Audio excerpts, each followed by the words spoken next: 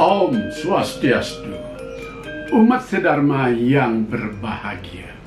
Ada peristiwa viral di media sosial dan ini banyak ditanyakan kepada pandita, yakni soal kawin secara online. Ada sepasang calon pengantin yang keduanya berada jauh di Amerika Serikat.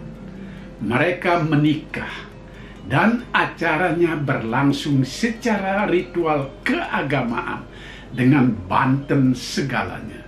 Meskipun nampaknya banten itu sederhana, tetapi bantennya itu ada di Bali. Pemangku yang ngantem banten juga di Bali. Ada beberapa orang yang hadir sebagai saksi. Pandita tidak tahu apakah mereka para klien adat atau keluarga sendiri. Lalu upacara berlangsung dan calon pengantin yang diupacarai ditunjukkan di dalam sebuah layar besar. Nah, pemangku melaksanakan ritual seperti umumnya ritual perkawinan. Memercikkan tirta ke pengantin yang berada di layar besar itu. Dipercikkan tirta ke gambar di layar itu. Apakah ini boleh atau tidak? Itu pertanyaan yang pandita terima. Sebenarnya akan lebih menarik kalau video pendek itu pandita tayangkan di channel ini sehingga semuanya bisa melihat. Tapi itu tidak etis dan melanggar hak cipta karena video itu sifatnya pribadi, harus ada izin dari pemiliknya atau yang wajah-wajahnya ada di video itu. Meskipun video itu sudah viral, pandita tidak mau melanggar etika. Akun-akun yang pandita buat semuanya adalah akun yang beretika sebagaimana persyaratan di media sosial. Jangan-jangan para pemirsa juga sudah tahu video itu. Lagi pula, tahu atau tidak bukan masalah, karena jawaban pandita kali ini adalah langsung pada konteksnya. Apakah perkawinan secara ritual itu boleh atau tidak dilakukan secara online lewat jaringan internet? Ritual keagamaan kita sebenarnya tidak mengatur salah dan benar, juga tidak mengatur sah dan tidaknya. Sepanjang ritual itu dasarnya keyakinan, kita tak bisa berbuat apa-apa. Kalau kita sudah yakin bahwa itu benar, apapun yang dilakukan adalah benar. Keyakinan tidak bisa diperdebatkan, apalagi diperkarakan. Dan ritual sebagaimana urusan bakti kita kepada Tuhan Yang Maha Esa sangat-sangat pribadi. Umat sedharma yang berbahagia, ritual Hindu yang dilakoni masyarakat Bali sesungguhnya sejak dulu kala sudah ada yang bersifat online. Sebelum ada internet dengan aplikasi media sosial dan yang kini populer adalah dengan Zoom. Jadi ritual itu bisa dilakukan dengan online atau offline. Terserah kita. Sesuaikan dengan waktu dan kondisi setempat dan jenis ritual itu sendiri. Contoh, ada piodalan di Pura Silayukti, Padang Bae. Karena sesuatu hal kita tidak bisa ke sana untuk memuja leluhur kita, Empu Kuturan, yang berstana di Silayukti. Tidak ada biaya, tidak dapat izin dari kantor karena waktunya hari kerja. Ada keluarga yang sakit misalnya, macam-macam halangannya. Tapi kita tidak ingin melupakan leluhur kita Empu Kuturan yang demikian berjasa di masa lalu. Kita tetap ingin memuja beliau. Maka caranya adalah bawa sesajen itu ke merajang kita. Di sana kita bersembahyang, berdoa untuk leluhur kita, Ida Betara Empu Kuturan. Kalau di merajang kita ada pelinggih Sangah Taksu Saluang yang ada kepala kijang itu, di sana kita menaruh sesajen dan berdoa semoga Empu Kuturan memberikan anugerah kepada kita sebagai umatnya yang penuh bakti. Nah, bukankah ini sembahyang online? Jarak jauh, bahkan tidak perlu internet, tidak perlu paket data, dan tidak menghabiskan pulsa telepon. Itu tadi contoh dewa yatnya, memuja leluhur, memuja Tuhan. Sekarang satu contoh lagi soal Pitrayatnya. Di pedesaan, terutama di desa-desa pegunungan seperti desa saya, desa Pujungan, Pitrayatnya atau ngaben dilakukan beberapa bulan setelah jenazah dikuburkan. Bahkan sampai 1 atau 2 tahun baru ada ngaben. Sengaja menunggu lama supaya bisa melakukan ngaben bersama-sama yang biasa disebut ngaben massal. Biayanya jadi sangat irit. Nah, pada saat ritual, jenazah itu tidak perlu digali lagi di kuburan.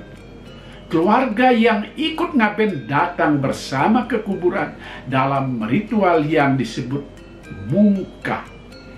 Ini hampir sama pengertiannya dengan mulape. Dalam acara mungkah ini, Sulinggih yang memimpin upacara memanggil roh yang akan diupacarai ngaben untuk dimasukkan ke dalam apa yang disebut dengan sekah. Lalu dengan sarana sekah ini, roh dibawa pulang untuk diupacarai sebagaimana layaknya ngaben biasa. Nah, bukankah itu juga online? Karena tidak ada wujud apa-apa yang diambil di kuburan. Bahkan kalau yang meninggal itu di luar Bali, misalnya meninggal dan dikuburkan di Kalimantan, karena memang tugasnya di sana bertahun-tahun dan sudah menjadi warga di sana. Tetapi pada saat ngaben, dia ingin bersama-sama di kampungnya, maka rohnya dipanggil di pantai. Kalau pantai itu jauh, bisa pula dipanggil rohnya di Catus Paten, perempatan desa yang umum dijadikan sarana ritual juga. Ini betul-betul tidak memerlukan internet dan paket data. Sulinggih atau pemangku kita sudah pintar melaksanakan ritual online seperti ini. Pertanyaannya, kenapa bisa ritual online seperti ini dari jarak jauh? Karena yang dipanggil itu adalah roh, sesuatu yang abstrak, tidak berwujud. Orang desa di Bali menyebutnya sudah meraga angin. Angin di Kalimantan, angin di Pujungan, dan dimanapun tentu menyatu. Sesuatu yang tidak berwujud itu kemudian dibuatkan simbol-simbol, dan itu yang diupacarai.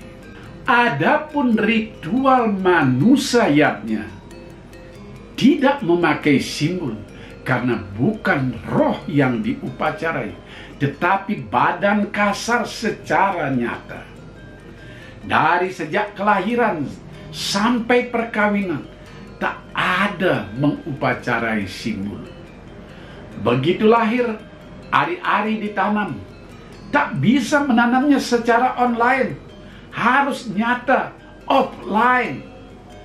Masuk ke puspungset, tanggalnya tali pusar, tutup kambuhan, usia 42 hari, usia 3 bulanan, 6 bulanan, semuanya harus offline. Anak itu harus diperlakukan secara ritual dengan kasat mata. Ada upacara mepetik, rambutnya dipotong. Bagaimana melakukan pemetikan kalau secara online? Anak ada di Amerika atau di Eropa, bantennya ada di Pujungan. Bagaimana memberikan tirta, memberikan bija, memberikan gelang dan sebagainya?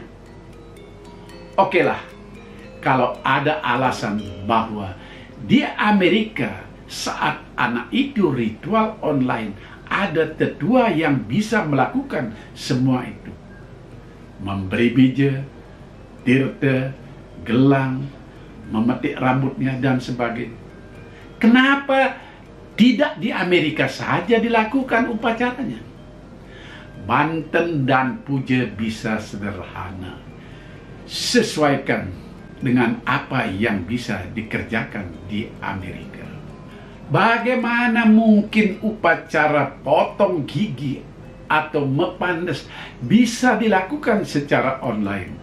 Karena gigi harus benar-benar disentuh oleh pahat dan kikir dalam ritual. Meskipun sekarang ini semuanya bisa seadanya saja dan tidak benar-benar dipotong seperti masa lalu. Kalau ritual ini dilakukan secara online, berarti sanging datang mendekati layar monitor, lalu main potong gigi di sana. Itu berarti layar atau monitornya yang mepandes, bukan orangnya. Begitu pula dengan upacara perkawinan, pawiwahan. Pawiwahan ini adalah ritual yang sakral. Tidak bisa dipakai main-main. Upacara ini menentukan jalan hidup keluarga kita yang berpengaruh besar pada kehidupan anak dan cucu di kemudian hari. Semuanya berlangsung secara fisik. Tidak ada simbol-simbol. Bahkan sejak sebelum ritual, ketika ada pemeriksaan administrasi oleh adat, semuanya nyata dengan tanda tangan segala. Bagaimana itu bisa dilakukan dengan online? Ada acara mekalan-kalan sebelum pawiwahan berlangsung.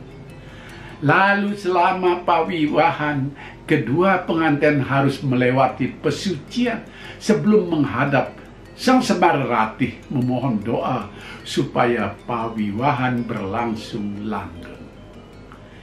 Tidak mungkin hal itu bisa dilakukan dengan pawiwahan jarak jauh. Bantennya di mana? Yang kawin ada di mana pula? Jadi sudah bisa disimpulkan sendiri. Apa etis atau apa dibenarkan perkawinan bisa dilangsungkan secara online?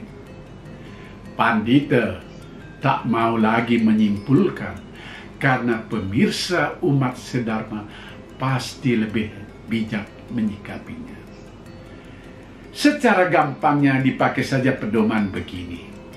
Jika ritual itu menyangkut sesuatu yang abstrak, apakah itu berkaitan dengan roh orang yang sudah tiada, atau memuja leluhur yang sudah amor ing acintya puluhan tahun lalu, semuanya bisa dilakukan secara online, dari jarak jauh. Orang Bali menyebutnya ngayat, dari kata menghayat, menghayati, memuja jarak jauh. Karena itu ada sebutan pura penghayatan. Misalnya, warga di daerah transmigrasi Sulawesi Selatan membangun pura penghayatan untuk ide betara dalam pen, pura penghayatan untuk ide betara rambut siwi, dan seterusnya. Banyak ada pura-pura penghayatan di daerah transmigrasi, baik di Sulawesi, Kalimantan, Sumatera, dan seterusnya. Demikianlah umat sedharma Uren Rembug Pandita kali ini. Mari kita bijak menyikapi berbagai ritual di media sosial yang memenuhi gerak kehidupan kita saat ini. Mana yang pantas dilakukan, mana yang etis dilakukan, dan mana yang tidak. Jangan asal yakin saja. Kalau perkawinan tidak bisa ditunda dan harus dilaksanakan di Amerika, buat saja Banten sederhana di sana. Pasti ada yang bisa membantu. Minimal setingkat mekalan-kalan, yang intinya hanya pembersihan diri. Gunakan internet dengan sebijak mungkin. Misalnya, cari pedoman bagaimana melakukan ritual sederhana.